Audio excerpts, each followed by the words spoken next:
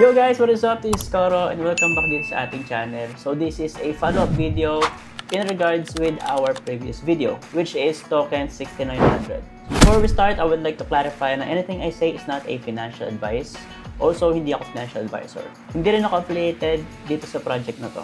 Also, hindi rin ako affiliated dito sa project na to. And also, hindi sila SEC registered dito sa ating bansa. So with that said, tara, proceed tayo dito sa token 6900. So guys, as you can see, ito yung ating previous video, which is 13 days ago. And if ever hindi nyo pa napapanood, I suggest panoorin nyo to para if ever interested kayo dito kay token 6900, malaman yung mga basics or mga introduction natin or review natin dito. So guys, as you can see, ito yung kanilang Twitter. So ganun pa rin naman, medyo dumami yung followers nila and nagpo-post sila from time to time ng mga memes and I think mga AI videos to, no? Also, pwede nyo check dito sa mismong Twitter, makikita nyo if ever may mga post dito about kay token 6900.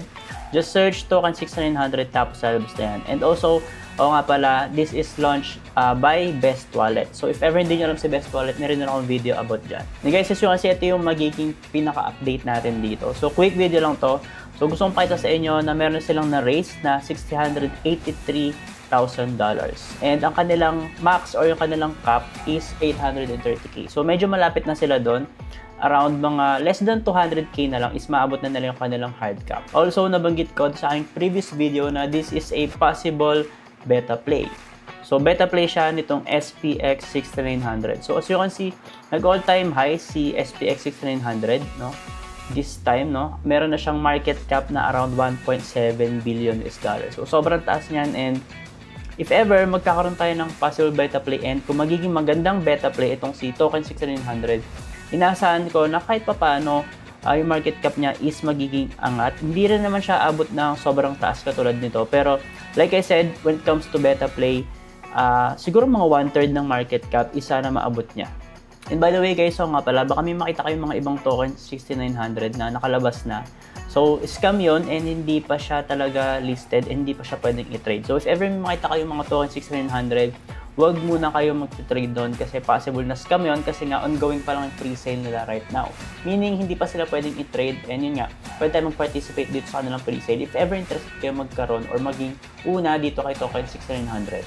So guys, as you can see, ito, no, meron siyang sinabi dito na scam daw to, itong token 6900 na to. And as you can see, sa pump siya ni-release, which is hindi naman yun yung gagawin nito token 6900, hindi siya sa pump fund magre-release. So I think yun lang yung video ko guys, quick update lang to and gusto ko lang pakita sa inyo talaga na yun nga, baka possible na maging beta play talaga itong si token 6900 lalong-lalo na dahil nagte-trend itong si SPX 6900.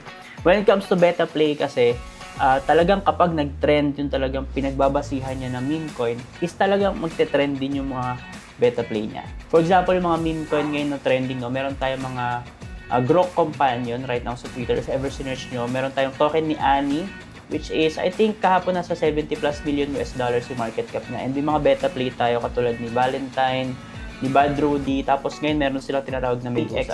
So, I think yun lang guys for token 6900. Like I said, quick video lang to and gusto ko yung bigyan ng mga possible na mga learnings, no, when it comes to beta plays. If ever magkakaroon ako ng mga ibang update, I'll make sure to post it on all of my socials, kaya make sure nakafollow din kayo doon. Yun lang guys, and see you sa ating next video. Ingat!